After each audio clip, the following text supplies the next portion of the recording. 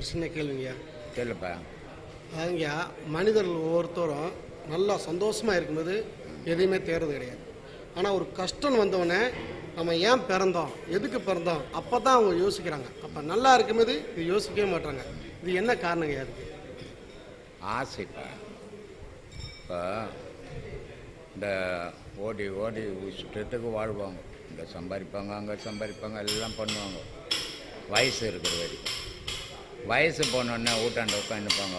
என்னம்மா எப்படிப்பா இருக்கிற, எதுக்கு இருக்கிறது, ஏன் என்ன கூப்பிட மாட்டேன்றான், ஏம்மா யாரோ போகிறாங்க, என்னை இட்டும் போக மாட்டேன்றானே அப்படின்வாங்க.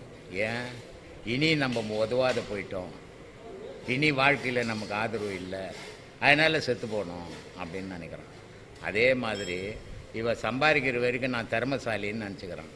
அந்த இது போன உடனே நான் முட்டாள் ஆயிட்டேனே அப்படின்னு வருத்தப்படுறேன். இது எல்லாத்துக்கும் காரணம் மனதிடம் இல்லாமல் வாழறது காரணம். மனதிடத்தோடு வாழணுன்னா தான் தனக்குள்ளே அடங்கி இருந்தால் மனதிடத்தோடு வாழ்வோம். தான் உலகத்தில் பாயும்போது மனதிடம் போயிடும். சொல். அடுத்த கேளுங்கய்யா. அதுங்கய்யா, இப்போ கோயிலில் உள்ள சிலைக்குங்க மாலை போடுறாங்கய்யா. மனிதர்களுக்கு விசேஷ நாள், அதாவது கல்யாணம் இந்த காட்சி பண்ணுறப்ப ஒரு மாலை போடுறாங்க. சரி. திருப்பி இறந்து போயிடறாங்க. இறந்த பின்னாடியும் மாலை போடுறாங்க. சரி. அந்த ஆன்மா அவரை விட்டு போயிடுச்சு. சரி. ஆனால் அப்புறம் மாலை போடுறாங்க, ரோடு பூரா தூவிட்டு போயிடுறாங்க. சரி. அதை மனிதருக்கு, அதாவது பிணத்துக்கு மாலை போடுறது சரிங்களா ஐயா? அதாவது செத்தவங்களுக்கு மாலை போடுறது சரிங்களா? வாழ்ந்தவங்களுக்கு மரியாதை செலுத்துறது மாலை போடுறது. கல்யாணம் பண்ணுறது அடுத்தவனுக்கு காட்டுறதுக்காக மாலை போடுறது. கல்யாணத்துக்கு வந்தவனுக்கு இல்லாமல் மாலை போடுறான், மாப்பிள்ளை பொண்ணுக்கு தான் மாலை போடுவான். அதனால் வந்தவங்களுக்கு இவங்க தான் திருமண தம்பதின்னு காட்டுறதுக்காக மாலை போடுது. இதை தான் சொன்னார் பட்டினத்தார். முதற்சங்கு அமுது ஊட்டும், இடைச்சங்கு நல் விலங்கு பூட்டும், கடைச்சங்கு அம்புட்டோ இம்புட்டோ அது ஊதும்ட்டார். ஒரு மனுஷனுக்கு 3 வாட்டி பால் ஊற்றுறோம். பிறந்த உடனே ஒரு வாட்டி பால் ஊற்றுறோம், அது அமுதமா, தாய்ப்பால் கொடுக்கறது அமுதமா. கல்யாணம் காசி பண்ணி 2 பேரும் சேர்க்கும் போது நல் விலங்கும், அது அவனே அவனுக்கு விலங்கு போட்டுக்கிறான். நல் விலங்கு பூட்டும், இடைச்சங்கு நல் விலங்கு பூட்டும். அப்போ பாலும் பழமும் கொடுப்பான். கடைசி காலத்தில் போக போகிறான், அப்போ பால் ஊற்றுவான். சித்தப்பா வந்துக்கிறாரு, பொண்ணு வந்துக்குது, அண்ணன் வந்துக்கிறாருன்னு பால் ஊற்றுவான். அப்போது அந்த சங்கு தப்பனாலும் தப்பும் போனாலும் போகும். அதனால் சொல்கிறாரு கடை சங்கு அம்புட்டோ இம்புட்டோ அது ஊதும் அப்படின்ட்டு. அப்போது 3 வாட்டி சாவு பொண்ணுக்கு ஏன் போய் பால் ஊற்றணும்? செத்துப்பா பாரு, அவனுக்கு போய் பால் எதுக்கு ஊற்றணும்? இது முறை. அதனால் செத்தவனுக்கு மாலை போடுறது முறை, மரியாதைக்கு. ஆனால் செத்துட்ட உடனே கூத்தாடுறது முறை இல்லை, அது அகங்காரம். சரிங்க. இன்னொரு கேள்விங்கய்யா, இப்போ இறந்த ஆன்மா மேலே போயிருதுங்கய்யா. எங்கே மேலே போகுது? இல்லை சொல்கிறேன், ஒரு ஐதீக முறைப்படி சொல்கிறாங்க. அப்போ அவங்க செத்தவனே அந்த எள்ளு தண்ணி இதை இறைச்சிட்டு போகிறாங்கய்யா.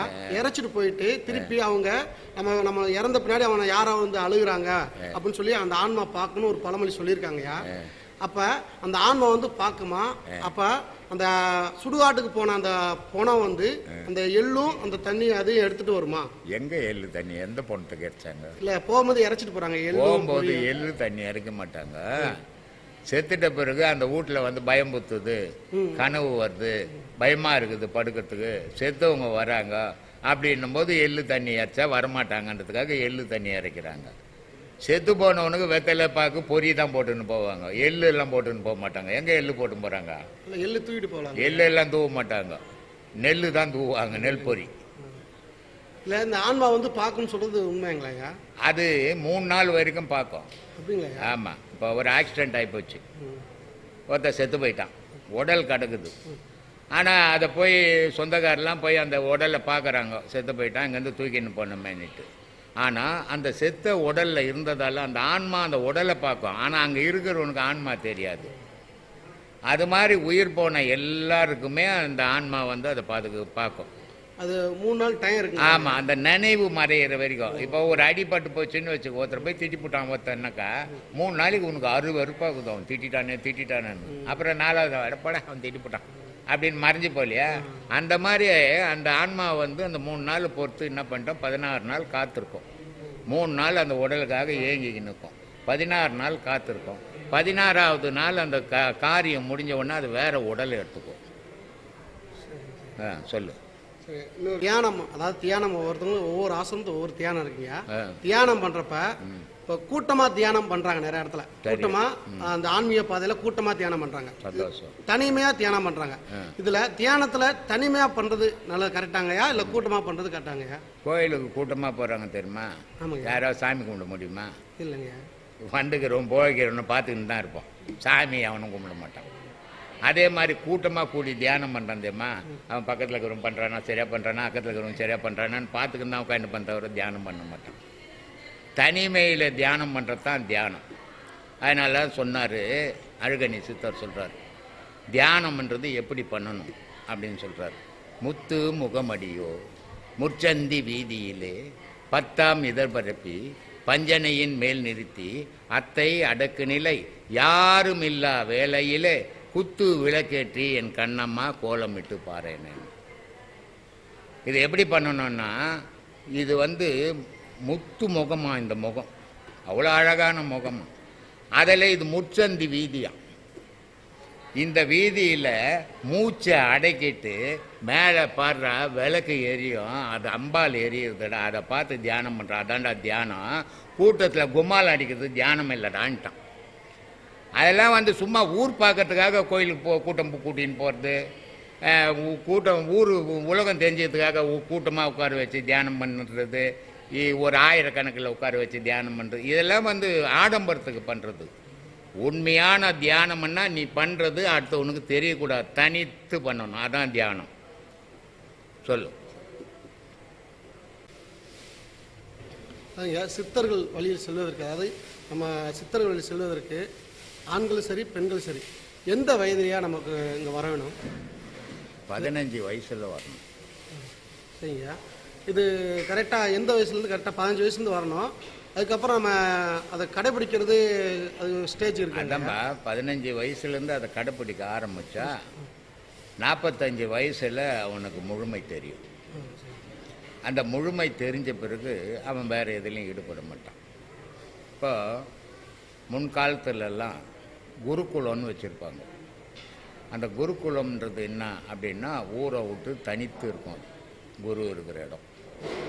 அந்த இடத்துல போய் இவனை சேர்த்துருவாங்க. ஒரு பையனை சேர்த்துட்டா அவனுக்கும் பல விதமான ஆசைகள் இருக்கும் இல்லையா? ஆனால் அங்கே எத்தனை போய் சேர்த்த பிறகு அவன் குருவுக்கு பணிவிட செய்யணும், சாப்பாடு செய்யணும், சொல்லி பொறுக்கணும், குரு துணி துவைக்கணும், அப்புறமா பாடமும் பண்ணணும்.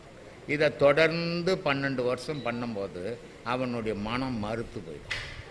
அவன் ஊருக்குள்ளே வந்தானாலும் எந்த ஆசைக்கும் அவன் அடிமையாக மாட்டான்.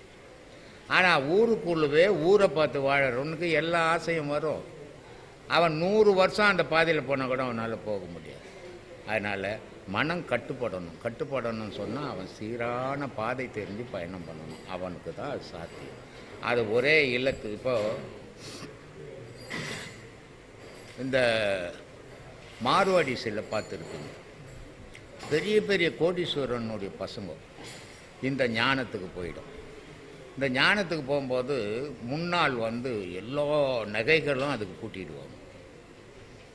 அந்த ஞானத்துக்குள்ளே புகுந்த உடனே பசங்க, சின்ன சின்ன பசங்க 10 வயசு 12 வயசு 15 வயசு, அந்த நகைகள் அது பூட்டி இருந்த நகையெல்லாம் கைட்டி கைட்டி கைட்டி விசிறி அடிப்பாங்க இந்த பசங்க. அப்போது என்ன அர்த்தம்? அதனுடைய மனசில் இந்த பொருள் மேலே பற்று இல்லை, அதனால் அது தேவையில்லைன்னு தூக்கி போட்டுச்சு.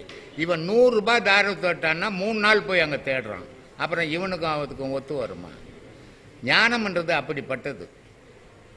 எதையுமே அது ஏற்றுக்க விரும்பக்கூடாது, கடவுளை தவிர.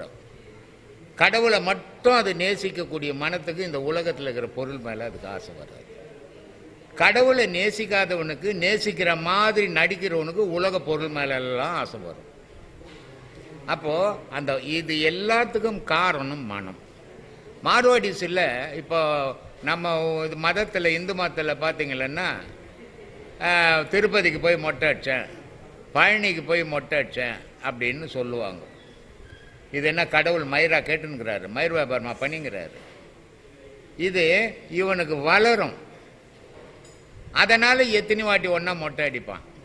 இந்த ரெஸ்லிங் பண்ணுவாங்க தெரியுமா, கட்டி பிடிச்சிக்கின்னு பரலுவாங்க ரெஸ்லர், அவங்க எல்லாம் மொட்டை அடிச்சுக்கினே இருப்பாங்க. ஏன்னா அந்த கழுத்து பெருக்கணுன்றது. அந்த மாதிரி ஆயிட்டாங்க நம்ம ஆளுங்க. ஆனால் மார்வாடிஸில் பார்த்தீங்கன்னா அந்த துறவரம் பூண்டும் போகும்போது உட்கார வச்சு தண்ணி தடவிட்டு கையிலேயே பிடிங்கி எடுப்பாங்க அந்த முடியெல்லாம். தாங்குமா வலி? நம்ம 2 முடி போடுங்கன்னா சும்மா இருக்கிறோமா, கத்தி எடுத்துன்னு போகிறோம் எதிர்க்கிறோன்னு வெட்டுறதுக்கு இல்லையா? ஆனால் கையாலேயே பிடிங்கி எடுத்துருவாங்க, மொட்டை அடிச்சுடுவாங்க. அது திருப்பி வராது,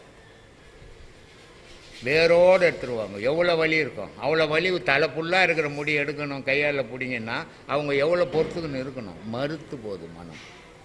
இவனுக்கு அது இல்லை. சும்மா ஒப்புக்கு ஊருக்கு நான் மொட்டை அடிச்சுட்டு வந்தேன்னா எந்த கோயிலுக்கு போய் வந்தேன்னு கேட்கணும், பழனிக்கு போய் வந்தேன், திருப்பதிக்கு போய் வந்தேன்னு சொல்லணும். அதுக்காக மொட்டை அடிச்சுட்டு வரான். மொட்டையை நீ கடவுளுக்கு அடிக்கிறதுனால என்ன பயனு?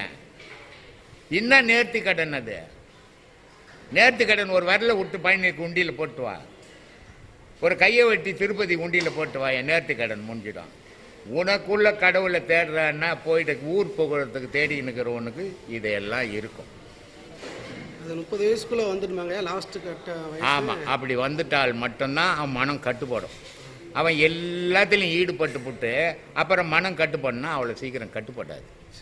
அதனால தான் அந்த மகான்கள் அந்த இப்போ ரமணர் 12-15 வயசில் வந்துட்டார், ராமகிருஷ்ணர் 12 வயசில் வந்துட்டார். இப்படி பெரிய பெரிய மகான் வள்ளலார் 12 வயசில் வந்துட்டார்.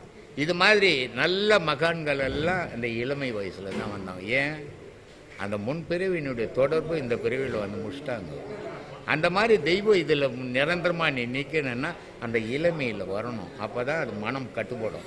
நீ மனசை ஆலமரம் மாதிரி வெட்டி போட்டு வளர்த்து போட்டு நான் ஞானத்துக்குள்ளே வந்துட்டேன்னா அது ஊருக்கு ஒன்றா ஒப்புக்கு ஒன்றா ஞானத்தில் இருக்கிற மாதிரி இருக்குமே தவிர உண்மைக்கு இருக்காது.